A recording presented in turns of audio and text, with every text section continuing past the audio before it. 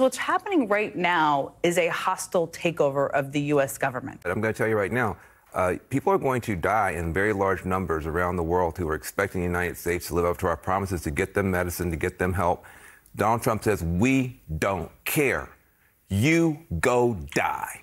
If this were happening in any other country right now, I promise you, I'd be on the air calling it a coup. Cutting foreign spending isn't a coup. A coup is when you whack a doddering president from the ticket. AOC, whose district turned into a red light district because of Biden's migrants, doesn't have a crush on Musk anymore. Now she thinks he's dumb. This dude is probably one of the most unintelligent billionaires I have ever met or seen or witnessed. A dumb billionaire doesn't shoot men into space like Musk. A dumb billionaire opens borders and prisons like Soros. Chuck Schumer dropped his Corona and guac and started singing. And we will win! We will win! We will win! We will win! We will win! We will win! We won't rest! We won't rest! We won't rest! Chuck sings better than he grills, but it wasn't just him. The whole Congress is hysterical. No one elected Elon Musk to nothing. That's right. Not one Democrat in America voted for Elon Musk. What we're not going to do is stand around while they pull this bullshit. We are going to be in your face. We are going to be on your asses. We will see you in the courts, in Congress, in the streets. Elon Musk is a Nazi nutball baby. Every movement needs a scrappy little and I am that person. I need each and every one of you to get in touch with your inner scrappy little. Nobody elected your ass. This is not Elon Musk's country. Take your foot off my neck. It's all women screaming and Chuck singing. No one voted for Dr. Jill, but she was president for 4 years.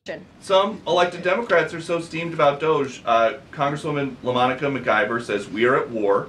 Ilhan Omar says we might actually see somebody get killed. And Chris Van Hollen says we have to fight this in the Congress. We have to fight this in the streets. So what now?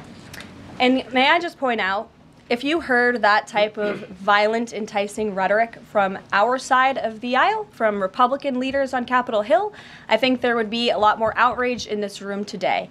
It's unacceptable, the comments that have been made by these Democrat leaders, and frankly, they don't even know what they're talking about. Because President Trump was elected with a mandate from the American people to make this government more efficient.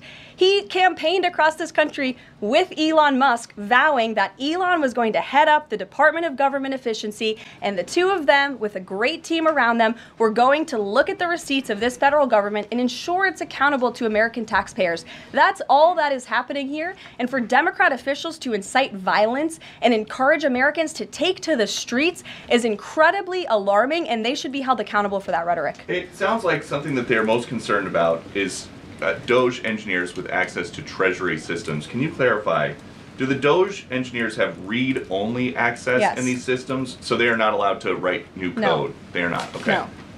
I would just say a strong message to Democrats who are out there pretending to be outraged about the long list of crap that this administration is cutting, federal waste and funding, like $2 million for sex changes in Guatemala, $6 million to fund tourism in Egypt, $20 million on a new Sesame Street show in Iraq, $4.5 million to combat disinformation in Kazakhstan. I could go on, and I'm happy to provide this list to every single one of you. Democrats are outraged that the American people want to be, they want their taxpayers going to good uses, not stuff like this. USAID's a $40 billion deep state social justice slush fund. And the president says it's a little fishy. Elon Musk, how often are you talking to him? And have there been ideas that he's brought to you that you've said, oh no, wait a minute, this is going a little too far? Well, many ideas, but look, he's done a great job. Look at all the fraud that he's found in this USAID. It's a disaster what the people, radical left lunatics, they have things that nobody would have even believed. the whole thing with $100 million spent on you know what, with money going to all sorts of groups that shouldn't deserve to get any money, with the money. I'd like to see what the kickbacks are. How much money has been kicked back? Who would spend that kind of money? But we can add some more to the list. Democrats have been sending your tax dollars to the World Economic Forum so they can tell us to eat bugs. The George Soros Prosecutor Fund got $26 million of your money to what? Open jails? $25 million to promote green transportation in Georgia, not the state, the country. And it's not like we took the money and bought them electric cars. We just paid a shady agency to put up a billboard that says, buy electric cars. $1 million for Arab and Jewish photographers. Are you Jewish? Are you Arab? Do you have cameras? Here's a check. $8 million to teach Sri Lankan journalists how to avoid binary gendered language. Translation, we spent $8 million so that a reporter in Sri Lanka doesn't write he or she. And we just found out the Biden administration was paying the press.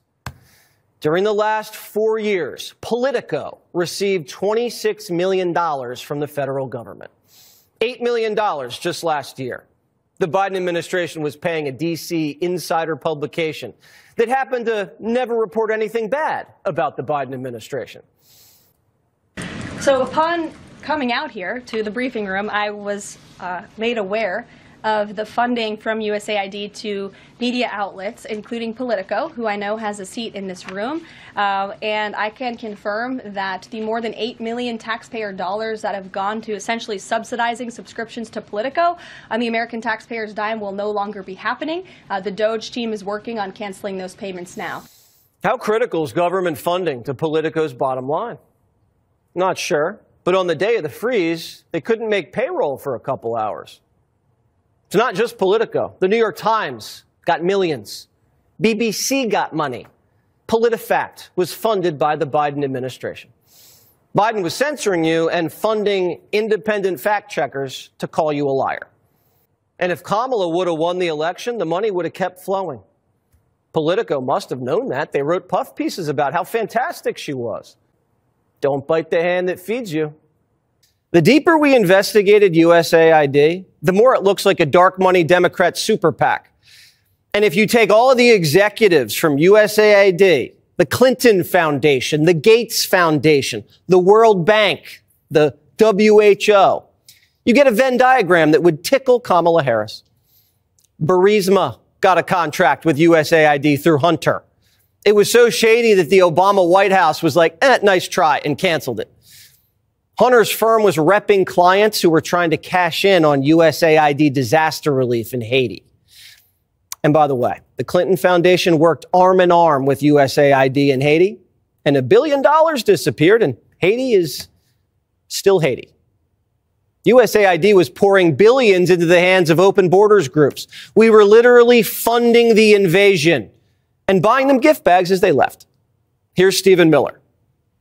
There's probably no entity in the government that is more of an entrenched power center of unelected bureaucrats with less accountability, less oversight than USAID. They funnel money to their cronies all over the world through a swampy network of NGOs, non-governmental organizations, and cutouts, including potentially some very troubling elements of focusing on things like regime change and destabilizing foreign countries. But this is not about America's interests.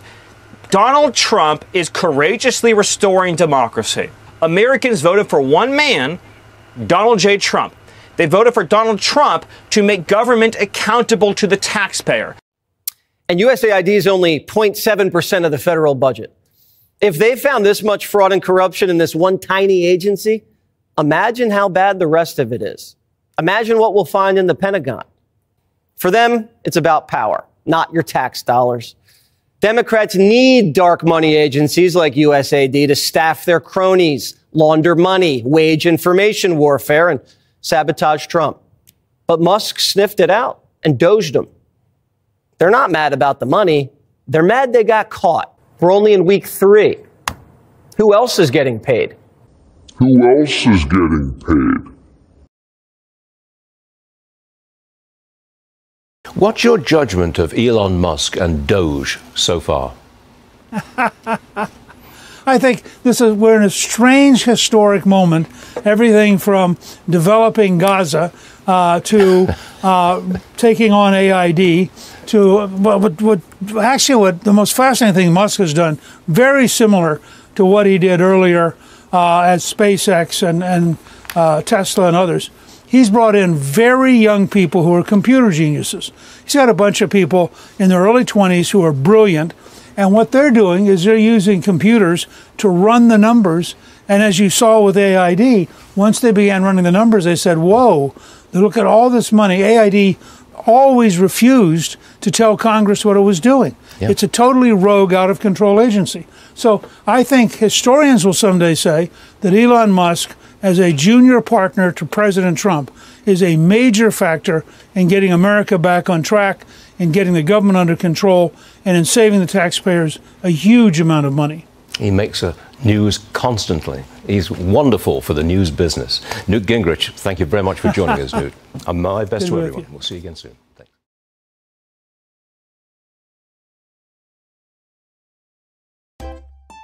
If you enjoy this content, please consider subscribing to my channel to stay up to date with future videos.